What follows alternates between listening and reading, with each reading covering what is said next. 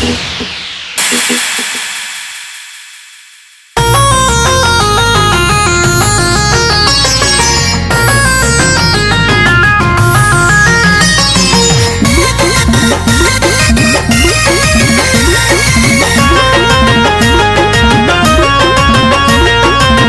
गोरी रे फूलों के बागों में तेरा फूलों से गजरा सजाऊंगा। चल जाने मन फूलों के बागों में तेरा फूलों से गजरा सजाऊंगा। जूही चंपा की वो जूही चंपा की कलियां चुन के लाऊंगा। चल गोरी रे फूलों के बागों में तेरा फूलों से गजरा सजाऊंगा। अरे आ जाने मन फूलों के बागों में तेरा फूलों से गजरा सजाऊंगा।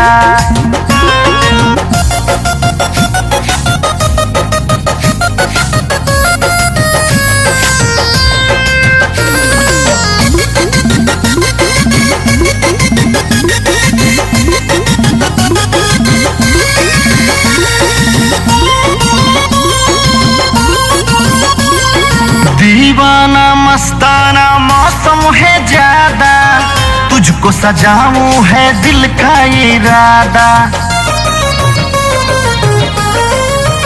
हाँ दीवाना मस्ताना मौसम है ज्यादा, तुझको सजाऊं है दिल का इरादा। अपने हाथों से हो अपने हाथों से ओढ़नी में ओढ़ाऊंगा। अरे चल गोरी रे फूलों के बागों में तेरा फूलों से गजरा सजाऊंगा। अरे आ जाने मन फूलों के बागों में तेरा फूलों से गजरा सजाऊंगा।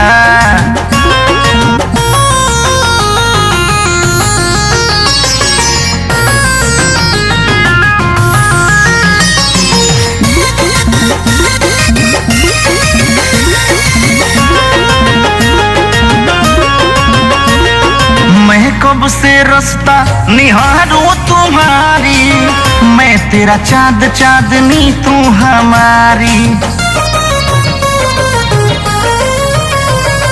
मैं कब से रास्ता निहारूं तुम्हारी, मैं तेरा चाँद चाँदनी तू हमारी। तुझे प्यार देके हाँ तुझे प्यार देके प्यार तेरा पाऊंगा। अरे चल गोरी रे फूलों के बागों में तेरा फूलों से गजरा सजाऊंगा। अरे आ जाने मन फूलों के बागों में तेरा फूलों से गजरा सजाऊंगा।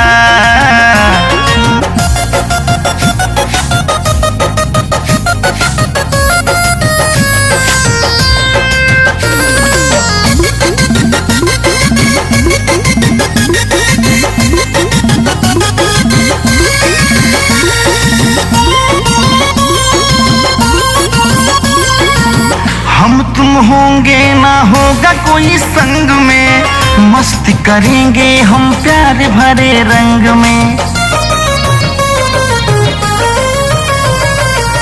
हम तुम होंगे ना होगा कोई संग में, मस्ती करेंगे हम प्यार भरे रंग में। राजा नारी को ना मैं बुलाऊंगा। चल गोरी रे फूलों के बागों में तेरा फूलों से गजरा सजाऊंगा। अरे आ जाने मन फूलों के बागों में तेरा फूलों से गजरा सजाऊंगा।